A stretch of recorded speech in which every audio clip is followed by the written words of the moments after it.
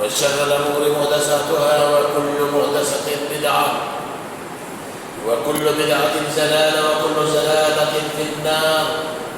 أما بعد فأعوذ بالله من الشيطان الرجيم. بسم الله الرحمن الرحيم.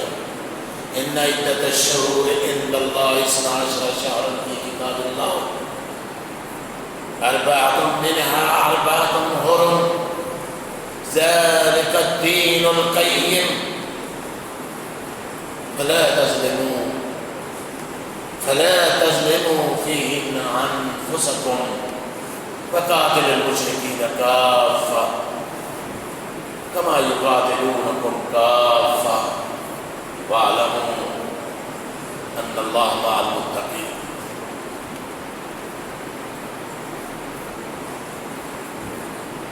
سب تعریفیں، بزرگییں، بڑائییں اللہ احکم الحاکمین کے لیے ہیں، جو ساری کائنات کا خالق و مالک ہے، جو اللہ وحدہ لا شریک ہے، اس کے علاوہ الہ کوئی نہیں ہے.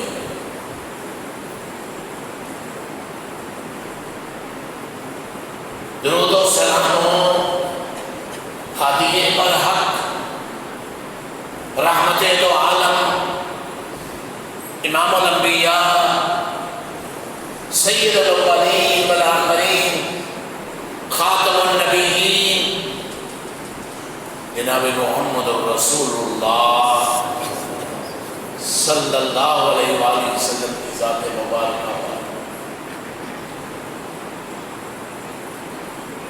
یہ عظیم مہینہ محرم الحرام کا مہینہ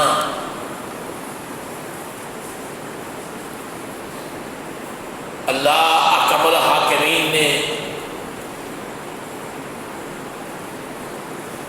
اپنی کتاب قرآن مجید میں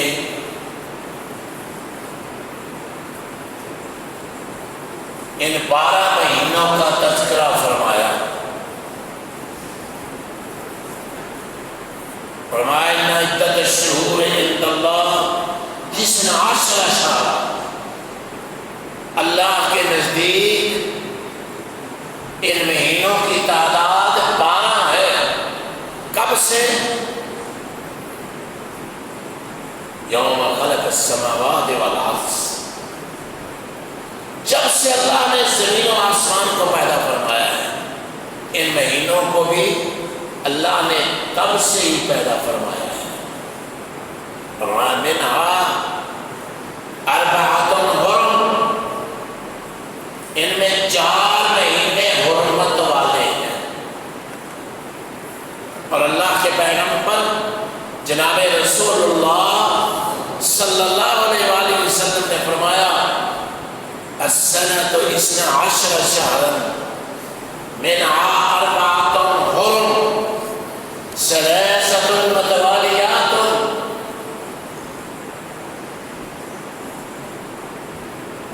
سال فرمایا سال 12 مہینوں کا ہے اور ان میں 4 مہینے حرمت والے ہیں. 3 متوالیات، 3 مہینے متواتر ہیں. حرمت والے کا کیا مطلب ہے؟ ان میں قتل و غارت کرنا، لڑائی جھگڑا کرنا حرام ہے. اللہ نے ان کو عزت والے اور حرمت والے مہینے بنایا ہے. اور آپ نے فرمایا یہ کون سے ہیں؟ ذی القعدہ، ذی الحجہ، محرم. یہ تواتر کے ساتھ 3 مہینے ہیں. اور چوتھا مہینہ رجب ہے، جو شعبان، جمادی الثانی اور شعبان کے درمیان ہے. اور فرمایا آپ نے سال گھوم گما کر پھر اپنی اصلی حالت میں آ گیا. یہ مہینے گھوم گما کر اب اپنی اصلی حالت میں آ گئے ہیں. صحیح حدیث میں ہے مشرکین مکہ کا یہ طریقہ تھا کہ ان مہینوں میں عدل بدل کر دیتے. محرم کو سفر بنا دیتے, سفر کا نام محرم رکھ دیتے, یا جب چاہتے ان حرمت والے مہینوں کو تبدیل کر دیتے اور اپنی مرضی سے دوسرے مہینوں کو حرمت والا مہینہ بنا دیتے. تو اللہ احکم الحاکمین نے یہ فرما دیا ان عدت الشہور عند اللہ 12 شہر. اللہ کے نزدیک 12 مہینے ہیں اور 4 مہینے حرمت والے ہیں. اور اللہ کے پیغمبر صلی اللہ علیہ وآلہ وسلم نے ان مہینوں کے بارے میں بتلا بھی دیا کہ یہ مہینے ہیں. اور اللہ نے آگے بھی اس کے سورۃ توبہ میں یہ باتیں بیان فرمائی ہیں کہ یہ مہینوں کو آگے پیچھے کرنا مشرکین مکہ کی عادت تھی اور قوموں کا یہ شروع سے وتیرہ رہا ہے کہ اللہ کے احکامات کو بدل دینا,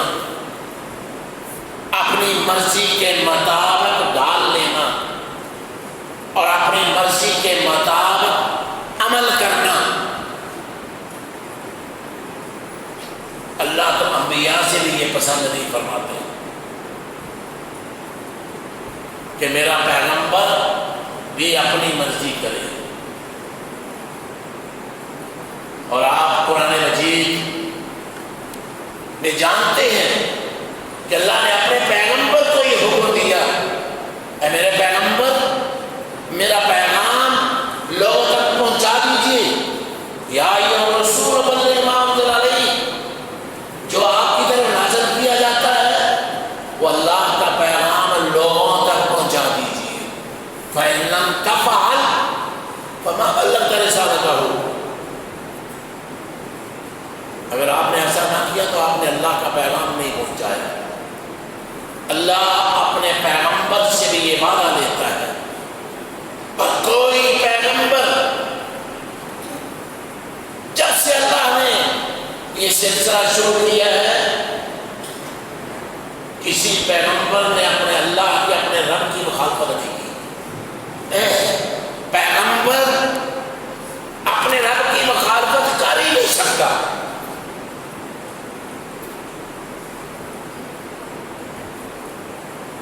اور لوگوں نے انبیاء پر وہ الزامات لگا دیے, یہود نے انبیاء پر الزامات لگائے اور یہودیوں کے شریعتوں نے کائنات کے افضل ترین لوگوں پر الزامات لگائے.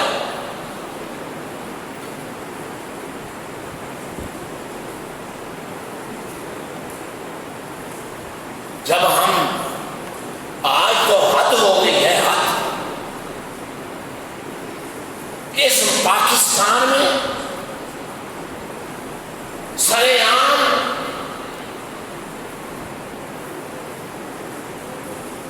عائشہ صدیقہ طیبہ طاہرہ رضی اللہ تعالی عنہا, عثمان غنی, امیر معاویہ, یزید کی بات چھوڑو ہم نہیں کہتے, لیکن ان پاک ہستیوں کو ان پر لعنت پھٹکار کی جا رہی ہے, سرے عام کی جا رہی ہے. کوئی اس حکومت میں ان کو لگام دینے والا نہیں ہے. ایک مسلمان کا کلیجہ پھٹ جاتا ہے جب اما عائشہ صدیقہ طیبہ طاہرہ مطہرہ کو گالی دی جائے. ایک مسلمان کا کلیجہ پھٹ جاتا ہے اور تم سرے عام گالی دے رہے ہو.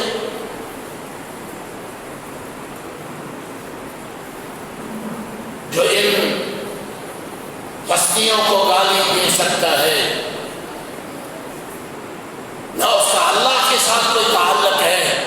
نہ پیغمبر اسلام کے ساتھ اس کا کوئی تعلق ہے، نہ امام حسین رضی اللہ عنہ کے ساتھ ان کا کوئی تعلق ہے۔ یہ سب جھوٹ مسلمانوں کے ساتھ فریب ہو رہا ہے۔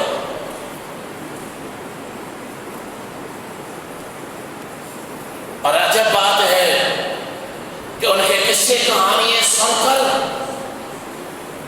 ہم بھی اس راہ میں بہتے ہیں کہ جس کو دل چاہا آج بحث ہی یہ چھڑی ہوئی ہے امیر معاویہ کے بارے میں رضی اللہ تعالیٰ عنہ، کہ ہر شخص سنی بھی گالیاں دینے لگے ہیں،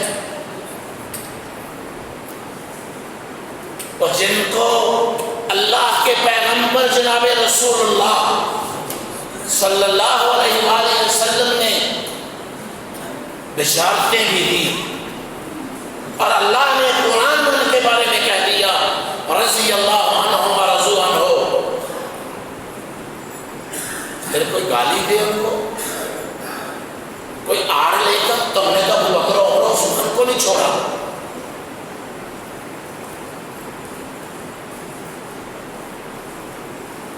تم تو پیغمبر اسلام نبی رحمت جناب رسول اللہ صلی اللہ علیہ وسلم پر بھی جھوٹ باندھتے رہتے ہو۔ بھائی اس فتنے سے بچ جاؤ، ہمارا یہ ایمان ہے، ہمارا یہ عقیدہ ہے کہ صحابہ سب عادل تھے، صحابہ سب عدول تھے، صحابہ سب جانصاف تھے، انہوں نے اپنی جانیں، اپنے مال، اپنے اہل، سب کچھ اسلام کی خاطر، پیغمبر اسلام کی خاطر سب کچھ قربان کر دیا، سب کچھ قربان کر دیا، اس سے دریغ نہیں کیا۔ ضرورت پڑی تو گھر کا سارا مال اٹھا لے آئے۔ پوچھا ابو بکر اہل و عیال کے لیے کیا چھوڑ کے آئے ہو؟ آپ نے سارا ہی مال اللہ کی راہ میں دے دیا ہے۔ فرمایا یا رسول اللہ، اللہ اور اس کے رسول کی محبت چھوڑ کر آیا، باقی گھر میں ایک سوئی تک بھی نہیں رہنے دی۔ جہاں مجھے خیال تھا، جو میرے ذہن میں تھا کہ ایک سوئی دیوار پر لٹک رہی ہے، رات کے اندھیرے میں ہاتھ مار کر میں وہ بھی مسلمانوں کے لیے لے آیا، اور جن لوگوں نے اسلام کے لیے اتنی وفاداری کی ہو،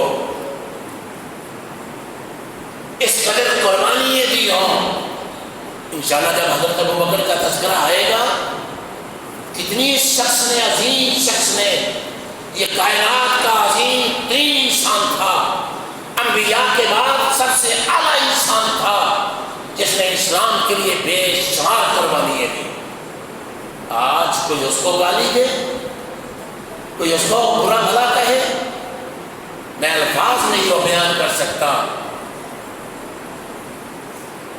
کہ آج اس ملک میں، پاکستان میں، ان عظیم ہستیوں کے بارے میں کیا کچھ ہو رہا ہے، اور ہماری جوں تک نہیں نیندتی، اور پھر ہم کہتے ہیں بھائی بھائی، ہمارا کوئی بھائی نہیں ہے، ہمارا بھائی وہ ہے جو اسلام کا بھائی ہے، ہمارا بھائی وہ ہے جو محمد رسول اللہ کا وفادار ہے، ہمارا بھائی وہ ہے جو قرآن کا وفادار ہے، ہمارا بھائی وہ ہے جو صحابہ کا وفادار ہے، دوسرا ہمارا کوئی بھائی نہیں ہے۔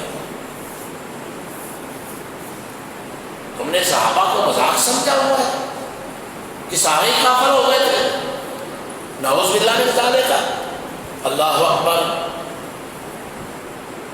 صحابہ اس کائنات میں، اس کائنات کے اعلیٰ ترین ستارے تھے، اور اللہ نے قرآن میں یہ کہہ دیا الیوم اکملت لکم دینکم واتممت علیکم نعمتی ورضیت لکم الاسلام دینا۔ یہ اسلام نبی کریم صلی اللہ علیہ وسلم اللہ کی بڑی، بہت بڑی نعمت، یہ قرآن اللہ کی بہت بڑی نعمت، رسول اللہ صلی اللہ علیہ وسلم کے صحابہ اللہ کی بہت بڑی نعمت، یہ دین اسلام اللہ کی بہت بڑی نعمت۔ اللہ نے اس دین کو مکمل کر دیا۔ اب کسی کو یہ حق نہیں ہے کہ جن کے بارے میں کائنات کہ رب نے یہ فرما دیا رضی اللہ عنہ و رضوا عنہ، ان کو برا بھلا کہے یا کوئی گالی دے، یہ دین اللہ نے مکمل کر دیا ہے۔ اللہ اکبر، ام لہم شرکاء شرعوا لہم من الدین ما لم یأذن بہ اللہ، کیا ان کے کوئی شریک ہے؟ شرعوا لہم من الدین، انہوں نے کوئی علیحدہ دین ان کے لیے گھڑ لیا ہے۔ وہ دین امام الانبیاء جناب محمد رسول اللہ صلی اللہ علیہ وسلم پر مکمل ہوا، اور کائنات ساری قیامت تک اس دین کی پابند ہے جو دین اللہ کے پیغمبر صلی اللہ علیہ وسلم ہمیں دے گئے، اور اس میں کوئی شک و شبہ نہیں ہے کہ یہ دین اللہ کا قرآن ہے اور محمد رسول اللہ صلی اللہ علیہ وسلم کے فرامین ہیں۔ اور ہمارا ایمان اور عقیدہ ہے کہ جس طرح ہم قرآن کو اللہ کا کلام مانتے ہیں، اس طرح محمد رسول اللہ صلی اللہ علیہ وآلہ وسلم کی زبان اطہر سے نکلے ہوئے الفاظ کو بھی اللہ کی وحی مانتے ہیں۔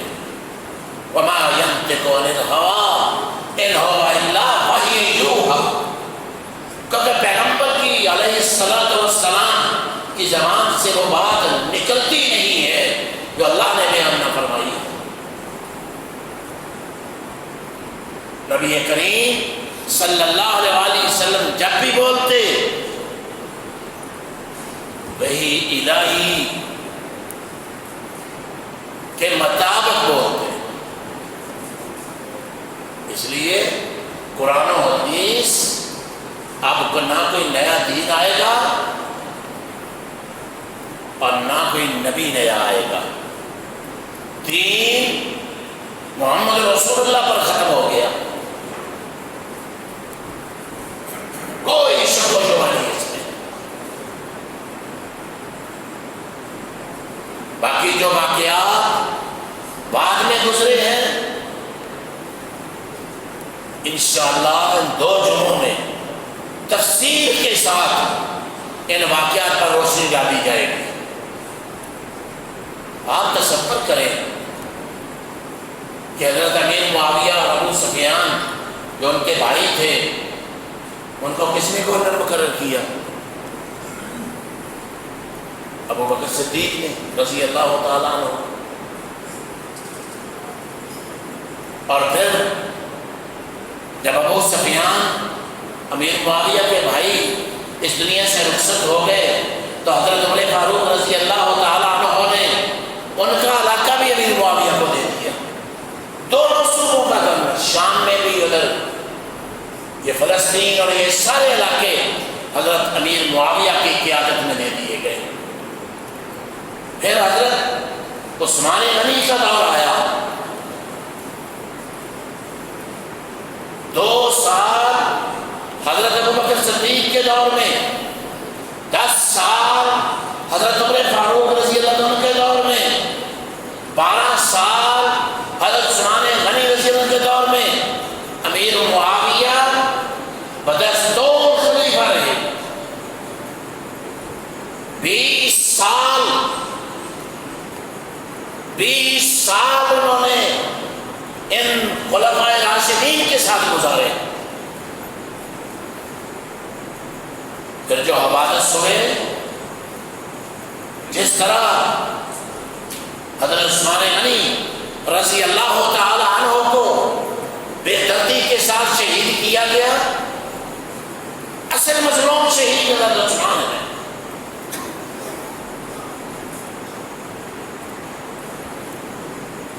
کس بے دردی سے میں شہید کیا گیا، لوہے کی لٹھیں ان کے سر پر ماری گئی،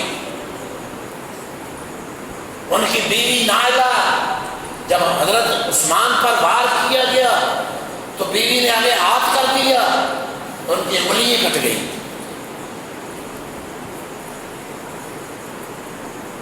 پھر بے دردی سے اور اس حالت میں شہید کیا گیا کہ عثمان غنی رضی اللہ تعالیٰ عنہ قرآن کی تلاوت فرما رہے تھے۔ ایک دن شہید ہونے سے پہلے خواب دیکھا کہ اللہ کے پیغمبر صلی اللہ علیہ وسلم فرما رہے ہیں، عثمان آج ہم دونوں اکٹھے روزہ افطار کریں گے، تم نے میرے ساتھ روزہ افطار کرنا ہے۔ یہ خواب اپنی بیوی کو سنایا اور فرمایا اب میرا وقت پورا ہو چکا ہے، اللہ کے پیغمبر صلی اللہ علیہ وآلہ وسلم نے میرے بارے میں جو بشارتیں دی تھیں اب وہ پوری ہو چکی ہیں، شاید آج میں اس دنیا میں نہ رہوں۔ اور ایسا ہی ہوا، اور ظلم تو یہ تھا کہ 2 دن امیر المومنین حضرت عثمان بن عفان رسول اللہ صلی اللہ علیہ وسلم کے داماد خلیفۃ المسلمین 2 دن ان کی لاش بے گور و کفن پڑی رہی، 2 دن۔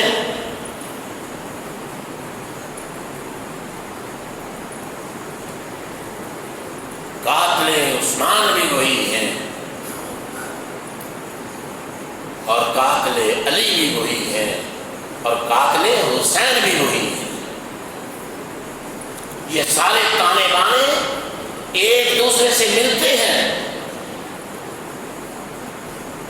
آپ نے بھی تاریخ پڑھی ہوگی، کوفہ والوں نے حضرت عثمان، حضرت امام حسین رضی اللہ تعالیٰ عنہ کو کتنے خط لکھے، 30,000 سے زیادہ خط کہ جلدی آپ کوفہ میں آ جائیں، آپ کی بڑی شدت سے لوگ، آپ کا بڑی شدت سے لوگ انتظار کر رہے ہیں۔ 20 وفد کوفہ سے مکہ معظمہ پہنچے، حج سے پہلے 4 مہینے امام حسین رضی اللہ تعالیٰ عنہ مکہ میں عبداللہ بن عباس رضی اللہ تعالیٰ کے گھر ٹھہرے۔ اکابر صحابہ نے روکا، جن میں عبداللہ بن عباس سر فہرست تھے۔ حسین جب آپ نے ارادہ فرما لیا اور مسلم بن عقیل کا خط آ گیا، اللہ اکبر، ادھر 30,000 لوگوں نے حضرت مسلم بن عقیل کے ہاتھ پر بیعت کر لی۔ آپ نے یہ مناظر دیکھتے ہوئے فوراً حضرت امام حسین رضی اللہ عنہ کو ادھر قاصد بھیجا کہ آپ جلد آ جائیں، جلدی آ جائیں، سب لوگ آپ کے تابعدار ہیں۔ یہ سارے شیعہ علی تھے، 30,000 سے زیادہ یہ لوگ ادھر قاصد مکہ پہنچا۔ حج میں 2 دن باقی ہے۔ امام حسین رضی اللہ تعالیٰ عنہ نے ادھر ہی فیصلہ کر لیا کہ میں فوراً کوفہ پہنچ جاؤں۔ عبداللہ بن عباس نے روکا اور فرمایا، حسین رضی اللہ تعالیٰ عنہ، آپ کوفہ نہ جائیں، مجھے خون کی بو آ رہی ہے، تمہارے باپ کو انہوں نے شہید کیا، حضرت حسن کو انہوں نے زہر دے کے مارا، کوفی لا یوفی، یہ وفادار نہیں ہے۔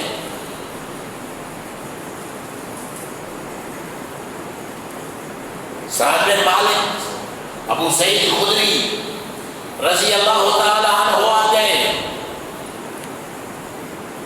اے میرے پیارے حسین رضی اللہ تعالیٰ عنہ آپ کوفہ نہ جائیں، ان لوگوں نے حضرت علی سے وفاداری نہیں کی، یہ آپ کے وفادار نہیں ہو سکتے، کوفی لا یوفی۔ اکابر صحابہ یہ کہہ رہے ہیں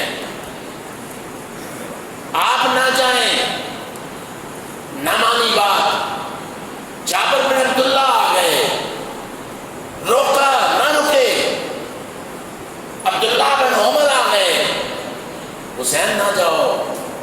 اور امام حسین کا کوئی ارادہ لڑائی کا نہیں تھا، وہاں جا کے قتل و غارت کرنے کا ارادہ نہیں تھا،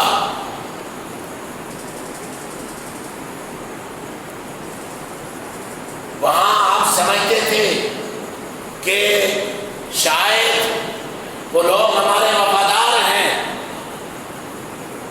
اور ہم سے محبت کرنے والے ہیں۔ جب ارادہ کر لیا زبردستی نکل گئے۔ تاریخ آپ پڑھے، ساری تاریخ پڑھے، بدایا من نہایا پڑھے، تاریخ تبری پڑھے، 250 سے زیادہ صحابہ نے یزید کی بیعت کی تھی۔ لوگوں یہ مجھے بتاؤ، کوئی چند لوگ بھی نہیں تھے؟ اگر حضرت امام حسین رضی اللہ تعالیٰ عنہ کا خروج ہوتا اور لڑائی کے لیے نکلتے اور جنگ کرنے کے لیے نکلتے تو پھر ایسے ہی اکیلے اپنے خاندان کو لے کے چلے جاتے، کوئی صحابیوں کے ساتھ نہ نکلتا، اور اکابر صحابہ انہیں روک رہے ہوتے، اکابر صحابہ، اور صحابہ اتنے بزدل ہو گئے تھے جنہوں نے ساری زندگی روم اور فارس سے ٹکر لی، جنہوں نے جب اللہ کے پیغمبر صلی اللہ علیہ وسلم بار بار ان سے سوال کر رہے تھے بے انصاف تمہارا کیا خیال ہے، بدر میں نکلیں یا نہ نکلیں؟ فرمایا یا رسول اللہ آپ بار بار ہماری طرف مخاطب ہو رہے ہیں، ہمیں سمجھا رہے ہیں، کیا آپ کا خیال ہے کہ ہم آپ کے ساتھ نہیں نکلیں گے؟ اللہ کے پیغمبر صلی اللہ علیہ وآلہ وسلم ہم آپ کو بتا دینا چاہتے ہیں، جہاں آپ کا پسینہ بہے گا ہمارا خون بہے گا۔ اگر آپ ہمیں حکم دیں گے کہ دنیا سے اس کونے سے دوسرے کونے تک لڑتے ہوئے چلے جائیں تو ہم کبھی آپ کے حکم کی نافرمانی نہیں کریں گے۔ اے اللہ کے پیغمبر صلی اللہ علیہ وسلم، اگر آپ ہمیں حکم دیں گے کہ ہم سمندروں میں چھلانگیں لگا دیں تو آپ کے حکم ہم تیار ہیں۔ آج وہ نواسہ رسول صلی اللہ علیہ وسلم کے اتنے مخالف ہو گئے، اور نواسہ رسول صلی اللہ علیہ وسلم ہم کہتے ہیں کروڑ یزید بھی ہو کہ میرے امام حسین کے پاؤں کی خاک کے برابر بھی نہیں ہے۔ امام حسین کا مقام اللہ کے پیغمبر صلی اللہ علیہ وآلہ وسلم نے فرمایا تھا اللہم انی احبہ فاحبہ، حسن کے بارے میں فرمایا اور حسین کے بارے میں بھی فرمایا، اے اللہ میں ان سے محبت کرتا ہوں، تو بھی ان سے محبت کر۔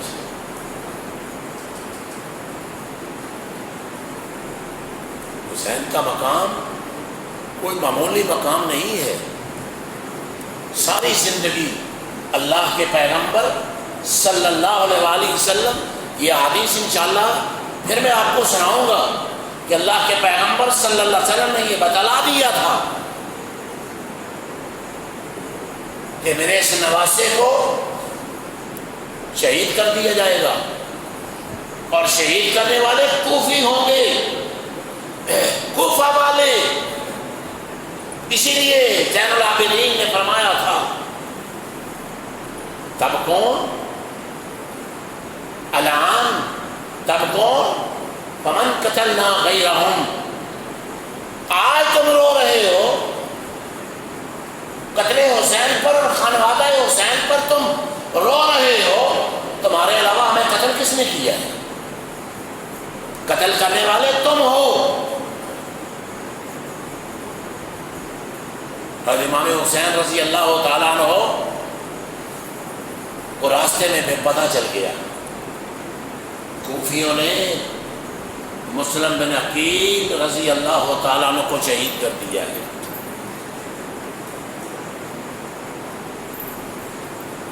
اللہ اکبر، یہ 30,000 بیعت کرنے والے یہ سارے مسلم بن عقیل کے آگے پیچھے بھاگے، اور مسلم بن عقیل آگے بھی بھاگے، ایک گھر میں جا کر پناہ لی، وہاں تلاش کر کے ان کو شہید کر دیا۔ ادھر امام حسین رضی اللہ تعالیٰ عنہ نکل چکے تھے، راستے میں پتہ چلا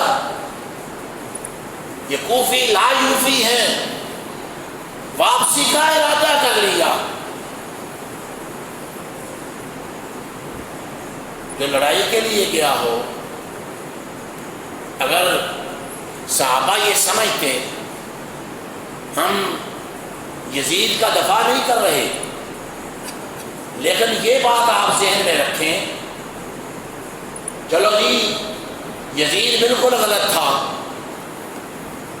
ہم مان لیا، ہم نے امام حسین کی وہ خاک کے برابر، ہم نے کہا کروڑوں کروڑوں یزید بھی ہوں، امام حسین کی خاک کے برابر بھی نہیں ہے، اللہ نے ان کو وہ مرتبہ اور شان دی تھی۔ لیکن یہ بتاؤ کہ یزید نے تو حسین رضی اللہ عنہ کو شہید کر دیا، لیکن صحابہ کو گالیاں دینے والے کون ہیں؟ یہ تانے بانے کدھر جا رہے ہیں؟ ابو بکر و عمر و عثمان اور سارے صحابہ کافر ہو گئے تھے۔ یہ تاریخ لکھی کس نے ہے؟ ذرا اس تاریخ کا جائزہ بھی لو، یہ تاریخ لکھنے والے کون ہیں، اور اس بات کا جائزہ بھی لو۔ حضرت حسین رضی اللہ تعالی عنہ نے جب واپسی کا ارادہ کیا تو مسلم بن عقیل رضی اللہ تعالیٰ عنہ کے اہل و عیال والے آڑے آ گئے، اب واپس جانا ہے۔ فرمایا کوفیوں سے کوئی توقع نہیں ہے، کہا آپ جہاں ہمارے بھائی، اب جب حضرت امام حسین رضی اللہ تعالیٰ نے لوگوں کو ساتھ لے کر نکلے تھے تو آپ نے بھی ساتھ جانے کا ارادہ کیا، کوفہ کے نزدیک پہنچ کر حالات کا بخوبی جائزہ لیا، جاؤ جا کے دیکھو کہ کربلا کدھر ہے اور کوفہ کدھر ہے، موازنہ کرو علاقوں کا۔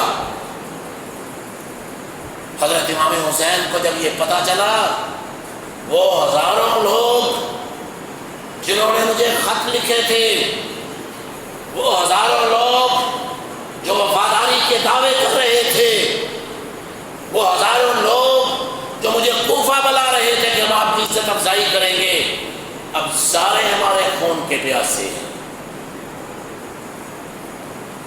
ارادہ کر لیا کہ کوفہ نہیں جانا، شام جانا ہے، اور یزید سے جا کر میں خود بات کر لوں گا۔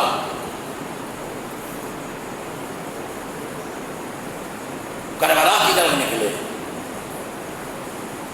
یہ کوفہ والے، یہ شیعان علی جنہوں نے حضرت علی سے وفاداری نہیں کی، جنہوں نے حضرت حسن سے رضی اللہ عنہ سے وفاداری نہیں کی، جنہوں نے اسلام سے وفاداری نہیں کی، یہ سارے امام حسین رضی اللہ تعالیٰ عنہ کو ختم کرنے کے لیے درپے ہو گئے۔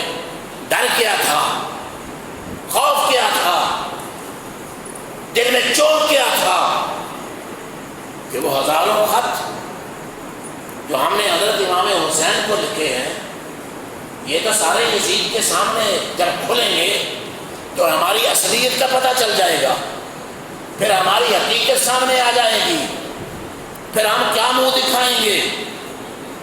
اس لیے ضروری ہے کہ حضرت امام حسین نواسہ رسول صلی اللہ علیہ وسلم کا خون بہا دیا جائے، یہ سارے قتل پر درپے ہو گئے۔ اور امام حسین نے 3 باتیں کہی، جاؤ ملا باقر کی کتابیں بھی پڑھ لو، سارے شیعوں کی کتابیں پڑھ لو، 3 جو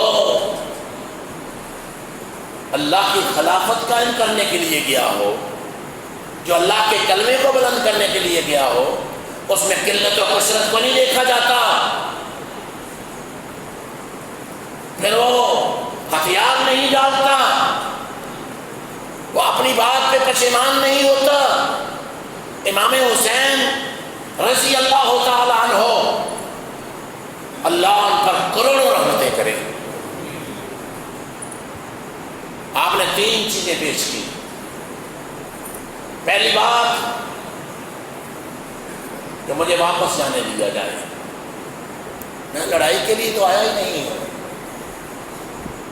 میں قتال کے لیے تو آیا ہی نہیں ہوں، یہ میرا مقصد ہی نہیں ہے۔ اور دوسری بات کہ میرا راستہ چھوڑ دیا جائے، میں یزید سے خود بات کر لوں گا۔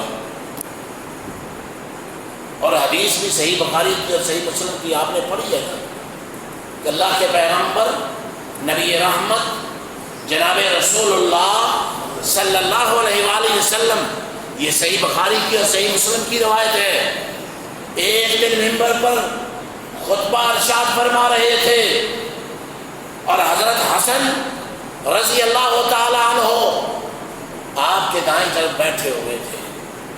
آپ نے لوگوں کی طرف مخاطب ہو کر فرمایا، لوگوں، ایک دفعہ ایک وقت لوگوں کی طرف دیکھتے، پھر ایک طرف حسن کی طرف دیکھتے، میرا یہ بیٹا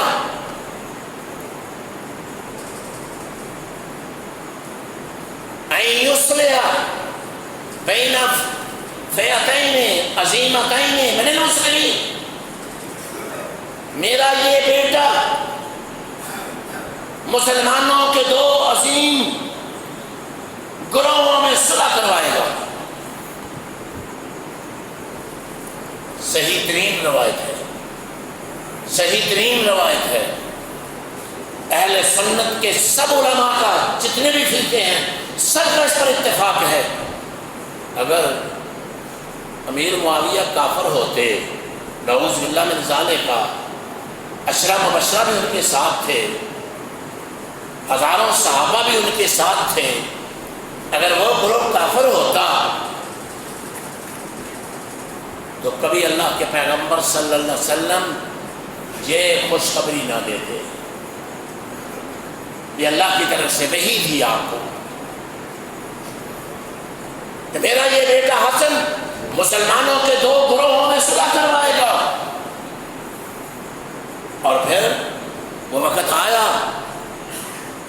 جب حضرت حسین رضی اللہ تعالیٰ عنہ نے دیکھا کہ کوفہ والے مسلسل بے وفائی کر رہے ہیں، اس بات کو نظر انداز نہ کریں، کوفہ والے مسلسل بے وفائی کر رہے ہیں، اور آپ کے خیمے میں آ کر انہوں نے بدتمیزی بھی کی۔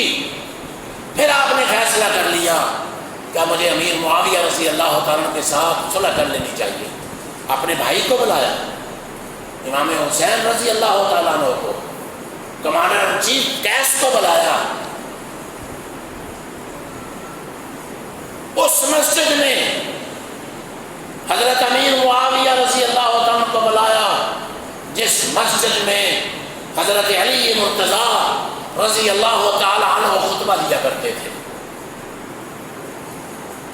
اس کرسی پر بٹھایا جو کرسی حضرت علی رضی اللہ تعالیٰ عنہ کی تھی، اور خود دونوں بھائی زمین پر بیٹھ گئے۔ حضرت حسن رضی اللہ تعالیٰ عنہ نے امیر معاویہ کی بیعت کی، امام حسین رضی اللہ تعالیٰ عنہ نے حضرت امیر معاویہ کی بیعت کی۔ پھر فرمایا، قیس کو مخاطب کر کے فرمایا، قم اب آئیے اٹھو، اٹھ کے امیر معاویہ کی بیعت کرو۔ انہوں نے حضرت حسین کی طرف دیکھا، فرمایا جو میرا بھائی کہہ رہا ہے صحیح کہہ رہا ہے۔ 20 سال مدینہ منورہ میں رہے حسن اور حسین رضی اللہ تعالی عنہ، یہ دونوں پھول اللہ کے پیغمبر جناب رسول اللہ صلی اللہ علیہ وسلم کے یہ پھول، آپ ان کے بھروسے بھی لیتے، آپ ان کی خوشبو بھی سونگتے، اور فرمایا یہ میرے دونوں بیٹے جنت کے نوجوانوں کے سردار ہیں۔ اللہ اکبر، دونوں مدینہ منورہ میں رہے۔ حضرت امیر معاویہ 20 سال مسلمانوں کے خلیفہ رہے، ایک دن بھی، جو تاریخ دیکھ لو جا کے، ایک دن بھی زبان پر شکایت نہیں آئی۔ اگر امیر معاویہ رضی اللہ تعالیٰ عنہ نے یزید کو اپنا خلیفہ، اپنا نائب مقرر کر دیا تھا، تو حضرت امام حسین نے اس کی بیعت نہیں کی۔ چند اور بھی اکابر صحابہ نے بیعت نہیں کی تھی، لیکن 250 سے زیادہ صحابہ نے امیر معاویہ کی بیعت کر لی، اور مسلمانوں کی اکثریت نے بیعت کر لی۔ پھر میں نے عرض کی جاؤ تاریخ پڑھو جا کے، حضرت امام حسین رضی اللہ تعالیٰ عنہ جنگ کے لیے نہیں گئے تھے، اسی لیے 3 شرطیں پیش کر دیں، یا مجھے واپس مدینہ منورہ جانے دیا جائے، یا مجھے یزید کے پاس لے چلو، میں خود اس سے بات طے کر لوں گا، اور تیسری شرط یہ تھی کہ میں مسلمانوں کے ساتھ نہیں لڑنا چاہتا، مجھے مسلمانوں کی سرحد پر بھیج دیا جائے۔ لیکن یہ سارے بدبخت تھے، یہ سارے بدبخت تھے۔ ان بدبختوں نے حضرت امام حسین رضی اللہ تعالی عنہ کو شہید کرنے میں ہی اپنی عافیت سمجھی۔ آپ یوں سمجھ لیں،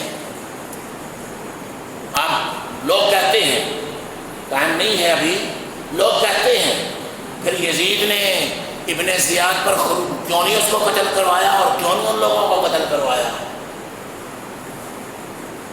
ذرا تصور کرے کہ جب حضرت عثمان رضی اللہ عنہ کو شہید کیا گیا تھا، آج ہی میں پڑھ رہا تھا، کئی لوگوں کو خلافت کے لیے کہا گیا، عبداللہ بن زبیر کو کہا گیا، طلحہ بن عبید اللہ کو کہا گیا، عبداللہ بن زبیر کو کہا گیا، سب نے انکار کر دیا کہ ہمیں خلافت نہیں چاہیے۔ حضرت علی مرتضیٰ کو بار بار کہا گیا اور میں خلافت نہیں لینا چاہتا۔ کئی دن اسی طرح معاملہ رہا، آ کر ایک دن لوگوں نے پکڑ لیا علی مرتضیٰ رضی اللہ تعالیٰ عنہ کو، آپ خلافت کو قبول کریں ورنہ بہت بڑا فتنہ ڈل جائے گا۔ حضرت علی مرتضیٰ رضی اللہ تعالیٰ نے خلافت کو قبول کر لیا، لیکن بلوائیوں سے حضرت عثمان کا بدلہ آخری زندگی تک نہ لے سکے۔ ان بلوائیوں نے پھر مسلمانوں کے وہ پرچے اڑائے، مسلمانوں کے خلاف وہ سازشیں تھیں کہ مسلمانوں کی وحدت کا شرادہ بکھر گیا، اس میں کوئی شک و شبہ نہیں ہے کہ حضرت علی مرتضیٰ رضی اللہ تعالیٰ عنہ، تمام مسلمانوں کو اس بات پر اتفاق ہے کہ وہ مسلمانوں کے چوتھے متفقن علیہ خلیفہ تھے۔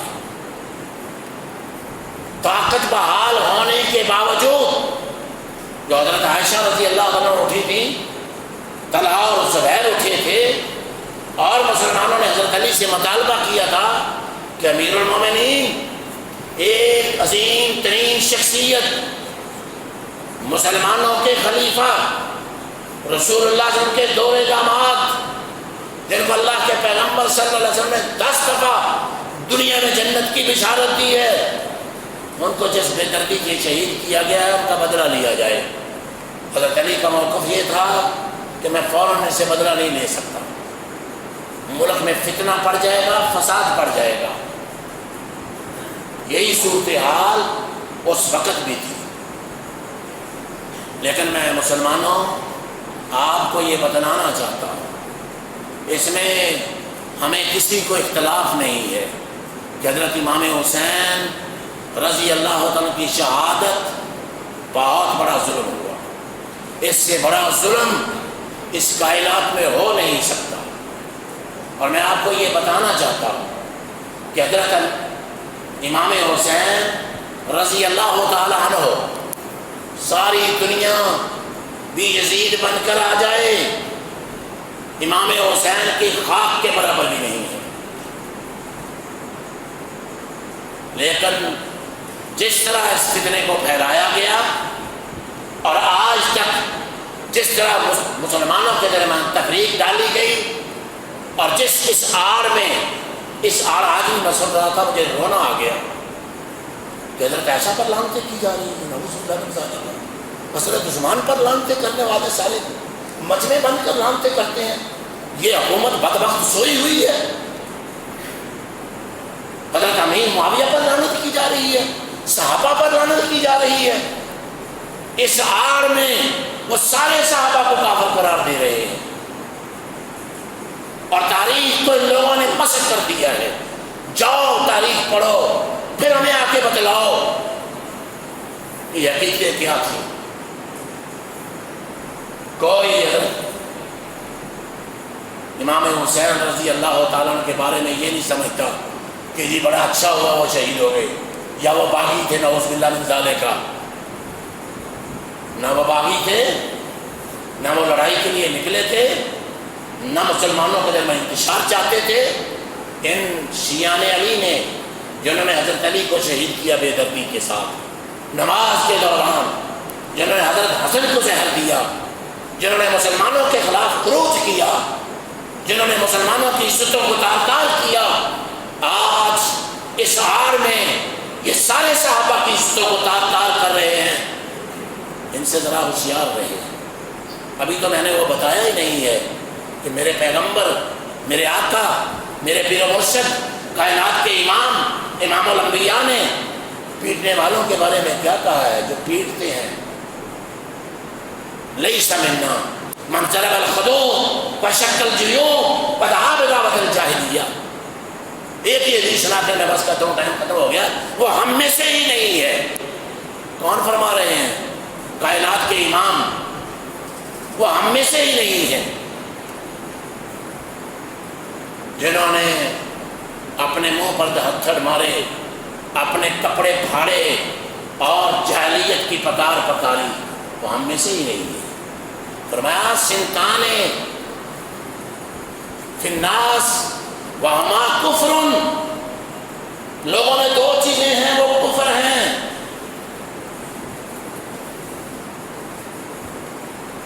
الطعن فی النسب والنیاحۃ، ایک نسب میں کام کرنا، اور تو فلاں ہے، تو فلاں ہے، اور دوسرا فرمایا میت پر نوحہ کرنا، پیٹنا، چھریاں مارنا، ہتھڑ مارنے، کپڑے پھاڑنے، سوا ڈالنے۔ اللہ انشاءاللہ یہ آئندہ ساری چیزیں بیان ہوں گی۔ مسلمانوں، واقعات ایک نہیں ہیں۔ حضرت علی کی، حضرت عائشہ کی جنگ ہوئی، حضرت امیر معاویہ، حضرت علی کی جنگ ہوئی، یہ ساری جنگیں ان کوفیوں کی وجہ سے ہوئی۔ یہ جو آج رو رو کے ہمیں دکھاتے ہیں، پیٹ پیٹ کے ہمیں دکھلاتے ہیں، محبت کے اظہار کرتے ہیں، صحابہ کو کافر کہتے ہیں، انہوں نے یہ ساری آگ لگائی تھی، اور آج تک یہ آگ سلگ رہی ہے۔ اللہ احکم الحاکمین سیدنا حضرت امام حسین رضی اللہ تعالیٰ عنہ پر کروڑوں لا تعداد ہند رحمت نازل فرمائے۔ اللہ تعالیٰ ہمیں صحیح سمجھنے کی توفیق عطا فرمائے۔ یہ کفر کے فتوے اور یہ تبرے، اور خاص کر صحابہ پر تبرے کرنا، یہ ہم کبھی قبول نہیں کریں گے۔ ان کو لگام دی جائے، یہ سر عام یہ حرکتیں کر رہے ہیں، اگر ان کو نہ روکا جائے تو بہت بڑا فساد برپا ہوگا۔ ہم کسی کو برا نہیں کہتے، ہم کہتے ہیں سمجھ جاؤ، اپنی حدود میں رہو اور ایسی حرکتیں نہ کرو جس سے ہمارے ایمان کو اور ہمارے دلوں کو تکلیف پہنچے۔ اللہ تعالیٰ سب کا حامی اور ناصر ہو۔ اللہ تعالیٰ ہم سب کو ایمان والی زندگی نصیب فرمائے۔ اللہ اپنے پیغمبر نبی رحمت جناب رسول اللہ صلی اللہ علیہ وسلم کا ہمیں مطیع اور فرما بردار بنائے۔ انشاءاللہ آئندہ یہ سارے حقائق آپ کے سامنے بیان کیے جائیں گے صحیح تاریخ کی روشنی میں۔ میری دعا ہے اللہ ان عظیم ہستیوں پر اپنی رحمت نازل فرمائے۔ اللہ تعالیٰ آپ کو بھی صحت و عافیت والی زندگی نصیب فرمائے۔ تو بھائی ماشاءاللہ پہلے ہی بندے نے اس راہ حق میں اپنا حصہ ڈال دیا ہے، تو مشکلات بھی ہوتی ہیں، پریشانیاں بھی ہوتی ہیں، تو یہ آپ سے درخواست جب تک حالات نہیں صحیح